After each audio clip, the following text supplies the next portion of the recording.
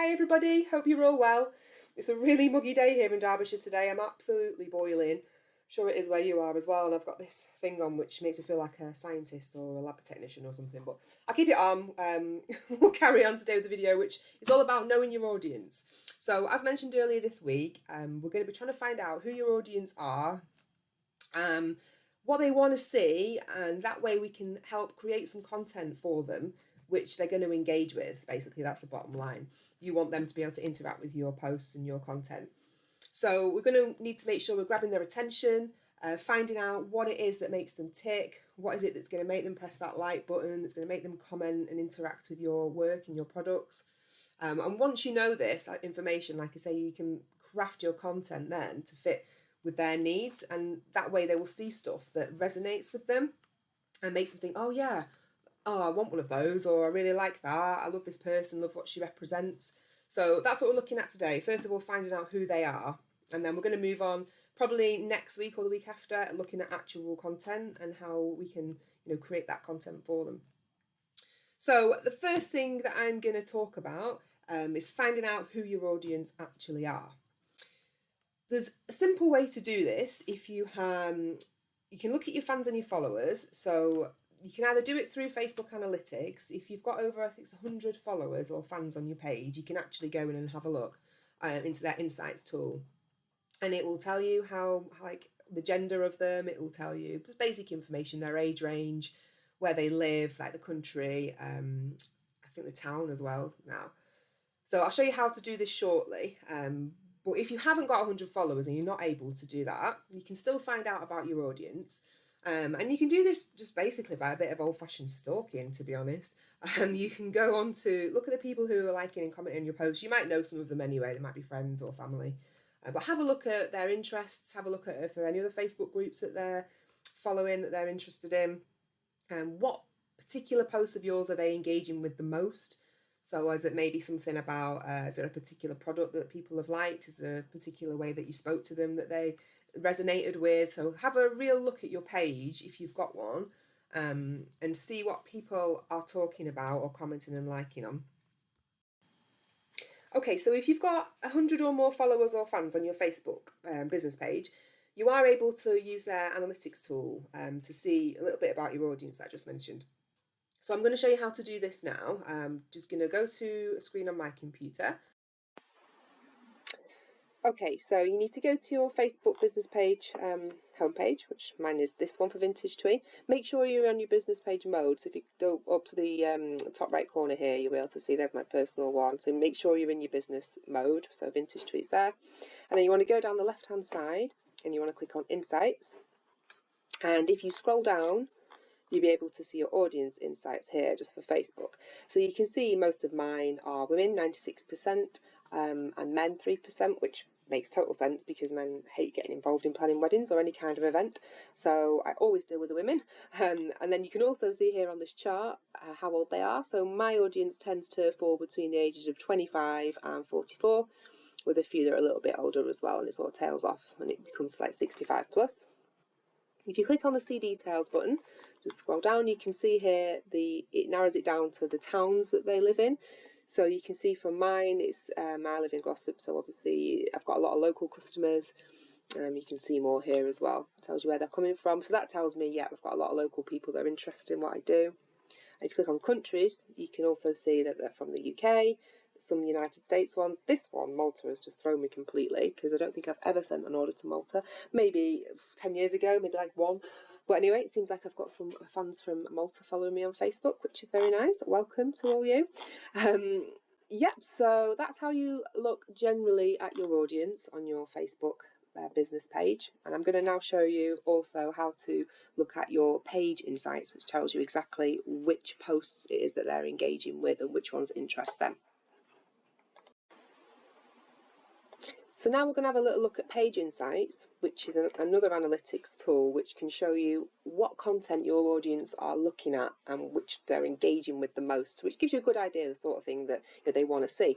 So if you go back on the menu on the left-hand side and click on Meta Business Suite, and then you'll see a little submenu, Insights. So click on that, and then you click on Content, which is just here. This will take you through to all the posts that you've ever done, and it tells you if it's an Instagram post, if it's a Facebook one. You can see about these little symbols here. It tells you how many people it's reached, the likes and reactions, etc, etc, if you scroll across. So if you go up here and just change the date to the last 90 days, it's better to have an overall of like 3 months worth of data, and then it will change it. So I'm just going to organise mine by reach just to show you an example of something here. So you can see this post reached the most people, and it was a post I did for a teacher gift at the end of term, and it reached like over 4,000 people. I had a lot of likes and shares, and here you can see the likes, comments, shares. Get rid of that. And yeah, you can see that obviously it did really well.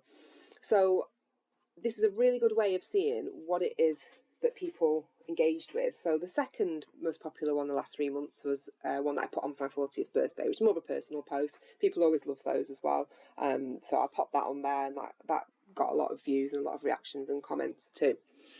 So yeah, this is a really good way of having a look at what your audience are enjoying seeing on your page. And you can do that really simply just by following those instructions that I just gave you.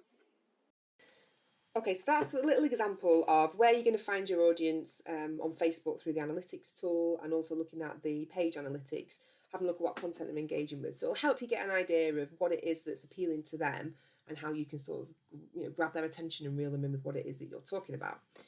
So the next thing we need to talk about really is, how do you catch their attention? So obviously it depends on who they are, but you need to figure out where it is they're spending their time. So for me, like brides, for example, a lot of them are part of groups like wedding forums, hen do ideas, all these kind of groups that are on Facebook. They're part of them. So I join those groups as well. And if they start talking about something like, does anybody know where I can get some bespoke wedding invitations from? Then I'll jump on the post and I can just say, oh, hi, yeah, I'm Joanne from Vintage Twee. You can tag your page on a lot of them as well. Head over, have a look at what I do. Sometimes it works, sometimes it doesn't. These posts can get flooded by loads of desperate people wanting business, and that's fine. At the end of the day, we're all trying to make some money based on what we do. But it's really just approaching it in the right way, knowing your customers. So being friendly with them, being, down to earth, just being real and saying, look, this is what I do, I can help you, without going too salesy on them. That makes sense. So I'm just going to show you how to join these groups or search them on Facebook. So just one moment. So the next thing I'm going to show you is how to search for groups on Facebook. So you've got an idea of where your audience might be, but you want to find a group that they're hanging out in so that you can get in that group and start monitoring what it is they're talking about, and jump in if you feel like you can offer them something that they're looking for. So in the top left hand corner here, you've got search Facebook bar. So clicking it, I'm just going to search wedding planning, because I know a lot of my customers hang out in wedding planning forums. And if you click on groups down the left hand side, it will bring up specifically groups. And there's loads here, obviously. I'm already a member of a few of them. But like this one, for example, Everything Wedding Northwest UK, I'm not a member of that, so I'll click on it.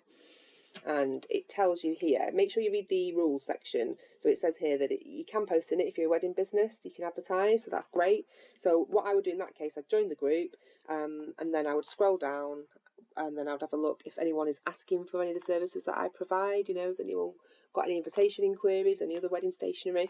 And then I'd just put a comment on, put my group on, put my Vintage Twee page on, and then leave it up to them to see if they contact me. So it's just a way of trying to find your customers, rather than just putting posts out there and waiting for them to come to you. So now you know where your audience are hanging out, you know what groups they're part of, what things they like, what motivates them, what their end game is. Now you can think about how you can help them and how you can make some content on your social media page that is going to engage them and go, wow, yeah, I want to like that, I want to comment, I want to share. And one way I've found is really successful for doing this is by solving their problems. So people don't just want to buy things anymore. Money's tight, the current climate isn't great. So what they do want to do is make their life better or easier in some way. And they're looking for ways to do this all the time when they're scrolling through Facebook. So what you need to be doing is shifting your focus from what you want to show your audience to what it is that they want to see. So I know that when I've got a new product and I'm so proud of it, and I'm just like, oh my gosh, look at this, it's amazing, I might not get any likes or comments, and it's really disheartening. But what it is, it's because it either doesn't serve a purpose for the people that are looking at it, and they're thinking, oh, it's pretty, but yeah, I don't need that, or it doesn't mean anything to me. So what you actually need to be doing is putting stuff out there, not necessarily things that you make, but it's like the spin that you put on it to make people obviously engage and think, yeah, I need that. That's amazing. So I'm just going to give you an example, which is a bit easier to explain this way. So this is one of my products that did really well on social media, and it's just a scratch card holder. It was a teacher gift. It was that one that I showed you earlier on in the video. The post reach was like 4,000 or something.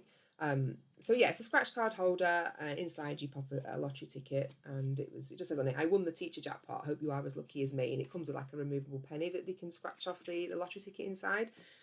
It reached, I think it's 4,100 people. It did really well. It got 4,300 impressions, 58 reactions, comments, shares, likes, and it got something like 120 link clicks through to where I was actually selling them, which was on my website. I think they were on not on the high street as well.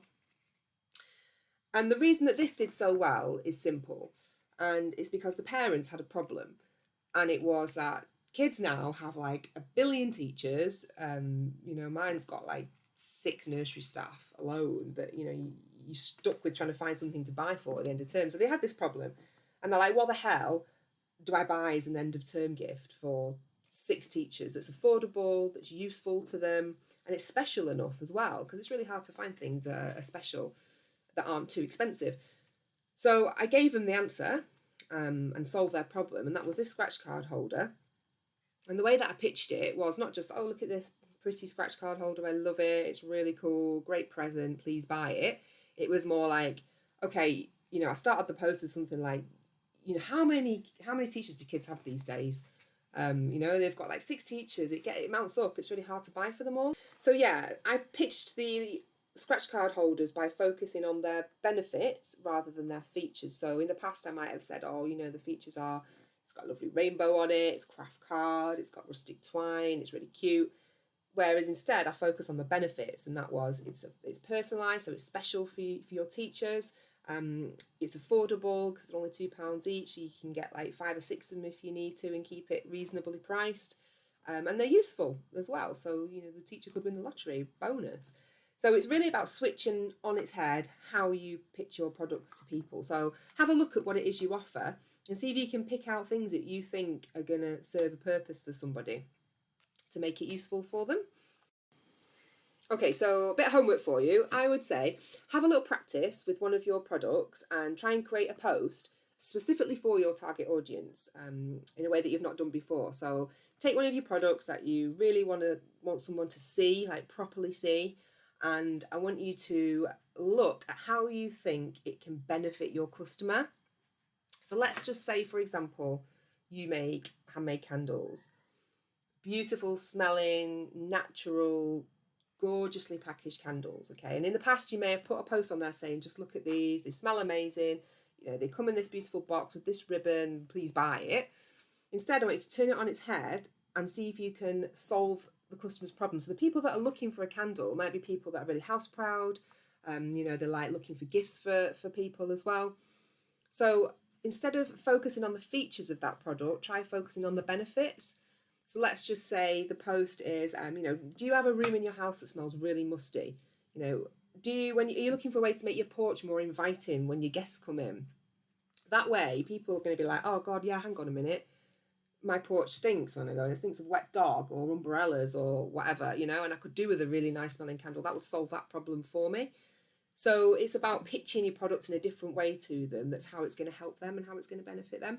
So have a little try, see what you can come up with. Pick something that you really believe would help solve someone's problem. We've got Christmas run up coming as well, so you might have some Christmas products coming up. But yeah, we'll go into that into a bit more detail as well. But I just wanted to give you a little bit of a task to try in the meantime to see if you can create something that is going to appeal to people in a way perhaps that you've not done before. So yeah, that is my video for today. I hope you've enjoyed it, all about knowing your audience. So go away, see if you can do a bit of digging, see if you can find out what your audience love, what they don't love, where they hang out, and then have a little practice at writing some content for them based on how you can solve their problems and see what you can come up with. I'd love to hear, I'd love to hear what you actually do. If you want to message me, you want to chat about it and let me have a look over your posts, I'm more than happy to do that. Just let me know. You can drop a comment on this video or send me a direct message, and I'd love to help you. But yeah, I hope it's been helpful, and I will look forward to seeing you all soon. Bye.